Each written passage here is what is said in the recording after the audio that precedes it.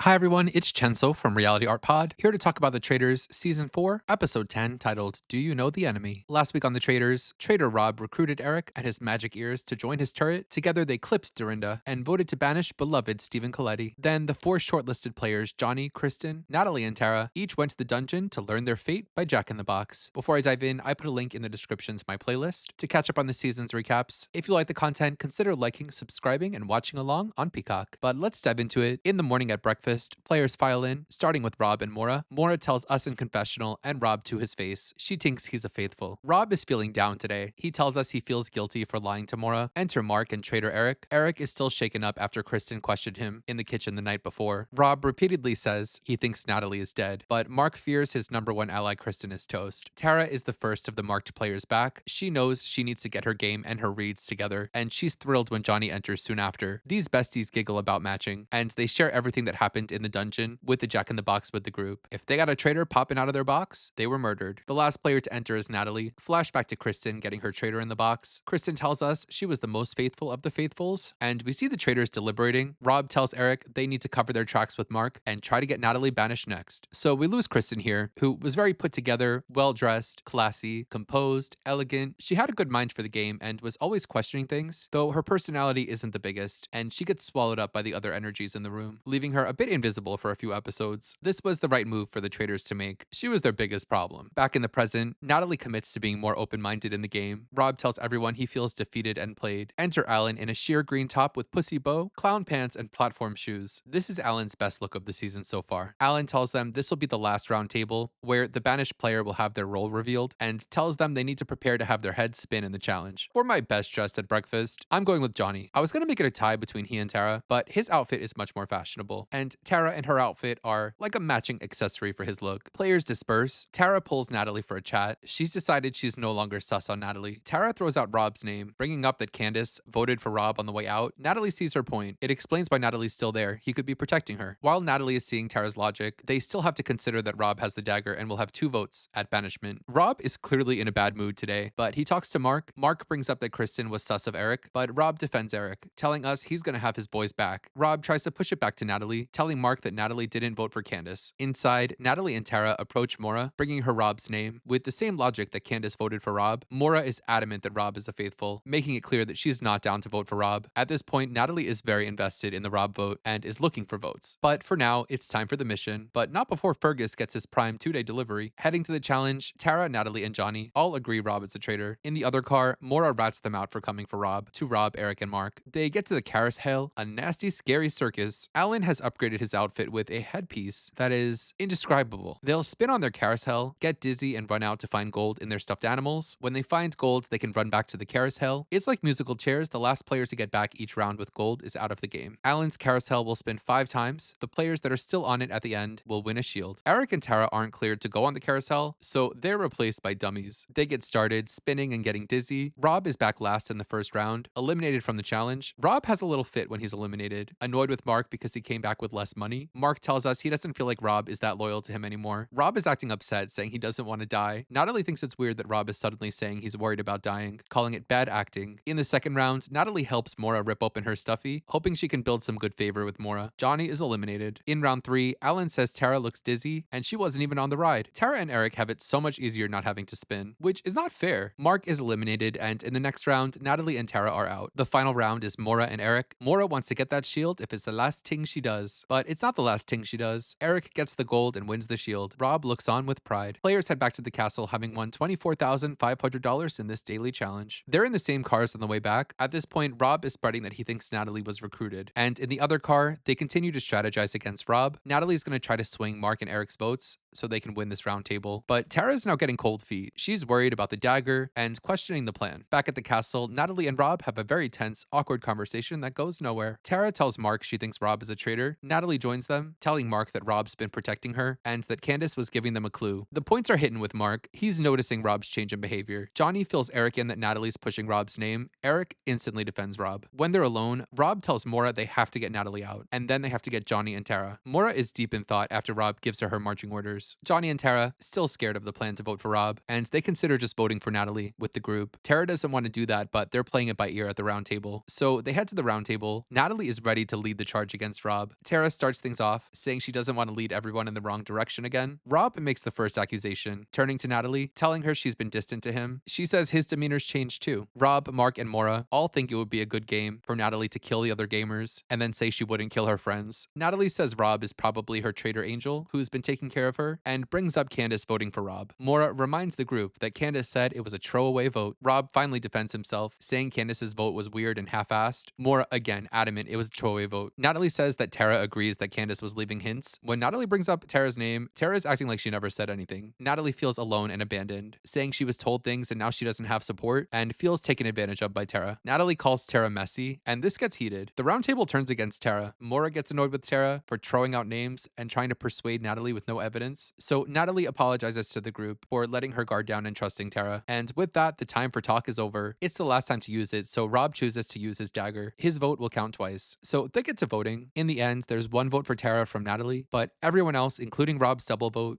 for Natalie. So by unanimous vote, Natalie is banished, telling the group that she's strong so people think she's tough, but today she got played and she's a faithful. So we lose Natalie, who I think kept consistent with her other appearances, outspoken, declaring herself a faithful in the beginning, and being a leader and kind of bossy in multiple challenges, standing up for what she thinks is right, as we saw with her saying let's get together and vote him out about Michael, and strong in challenges both physically and mentally. Was the Traitors her game? Maybe not. She was playing the game more like Survivor than the Traitors, very numbers based. Even this episode she was counting votes and knew what she needed to do to get the flip against Rob, but that's just not how people play in the castle. It's hard to organize a vote. I can confidently say if you liked Natalie on this show, you would love her on her other shows. This banishment is sad. Mark is especially devastated. He flips his card across the table. When Natalie leaves, Tara says she doesn't want to play the game anymore and she's okay with being murdered. She cries to Mark, telling him she feels pathetic. In the kitchen, Mora encourages Tara to start playing the game. Tara says she can't do it. Heading into the finale, can't do it. Mark and Rob lay on the pool table. Mark believes Tara's tears were real, but Mark is concerned that Eric said nothing at that round table. He's feeling like Kristen was right. In the study, Johnny also brings up Eric's name to Tara and Mora. Johnny tells us he's convinced that Rob and Eric are the traitors. Eric and Rob head to the turret. They have control of the shield, so they can murder anyone they want. Rob tells Eric he looked weird not saying anything at the round table. Enter Alan, who tells them that the final murder is going to be a scorcher. All of the players will be taken outside and the murder will be revealed in front of everyone. So they consider their options: killing Johnny to split up he and Tara, Tara who's a great distraction and terrible person to murder, Mark who won't be banished and is a trusted faithful and who's been coming for Eric today, and Mora who Rob calls gullible and the biggest part of their plan. They seal someone's fate. The players head outside to an open coffin. Someone's getting murdered in front of the group. Mora is convinced it's her time, but we're left on a cliffhanger. That's all I have for the recap portion. I have thoughts heading into this finale. I want to talk about everyone in the top 6, so I'm going to rank them by how likely I feel that they are to win the game at this point, giving some thoughts as I go. Firstly, I think Mark is screwed. There's no logical reason to keep him around. Maybe because he's sus on Eric, but that was the same reasoning to keep Kristen last round, and look what happened to Kristen. He just doesn't fit into anyone's game plan moving forward, especially not the Traitors. So I'd be shocked if he's not the person getting in that coffin. Next, Tara. Firstly, it's come to my attention that I was saying Tara's name wrong. I've been saying it like Alan, Tara, but I'll behave. She's never done a reality show before, and it shows. Also, while I think she has fun sometimes and likes being there with Johnny, she's having a horrible time. She's been hard on herself when she gets things wrong, even though everyone's always wrong on this show, but she clocked Rob's tea and was the first person to ever seriously put the pieces together about Rob. But she lost all conviction coming into the round table out of fear, which was silly. This vote was the last chance she and Johnny had to salvage their games. By losing this vote, they're in such a bad spot. Next, Mora, who's so frustratingly up Rob's arse, she can't see a ting. She's hitched her whole game to Rob, a traitor, and defends him wholeheartedly. She had 3 people this episode coming to her and bopping her over the head, telling her the only reason she's still there is she's being protected by Rob, and she refused to believe it. There was the moment when Rob told her his whole boot order, dictating it like she's his employee, and she had one moment of deep thought that made me feel she registered it. So the reason I have her ahead of Tara is she has all the information she needs and is the vote that Johnny and Tara need, but she has 1 round to get her act together, and I don't believe she can have this revelation before it's too late. Johnny is in the same boat with Tara, but the fact that he has both traitors pegged coming into the finale, the Faithful's games rely on his ability to pull together the 3 votes that they need. Can he do it? I don't think so. I think the Faithful are in checkmate. Eric has been floundering since he was named a traitor. Remember Eric? Remember? He was so reactive, so expressive, talkative, quirky. Someone say chatty. Someone say dramatic. If he were a Faithful, he would be throwing himself on the floor at the end when he saw that coffin. But he's just not present. But Eric could very well win the game if Rob is feeling generous and wants to split the money. And finally, Rob, who's run this castle like the Navy since day one, and ever since he banished the housewives and took over the turret with his lackey, he's controlled called a perfect boot order. He's been planning this, banishing the players he put up for murder last week. His plan is quite obvious. He told Mora this episode, Natalie now, then Johnny and Tara. So I'm expecting Mark murdered, then Johnny and Tara banished. At that point, Rob wins the game and gets to decide if he wants to bring Eric along. Personally, I'm hoping that he and Mora vote Eric out, and we finally get the moment of Rob telling Mora one-on-one that he's a traitor, and her being so mad. Please, please, I need that, please. But that's all I have to say about this episode. Let me know in the comments what you thought of the episode, Kristen's murder, and Natalie's banishment, and respond to my pinned comment heading into this finale. Who's winning, the faithful or the traitors? I'll be back next week to recap the finale and reunion. Until then, you know where to find me. Bye.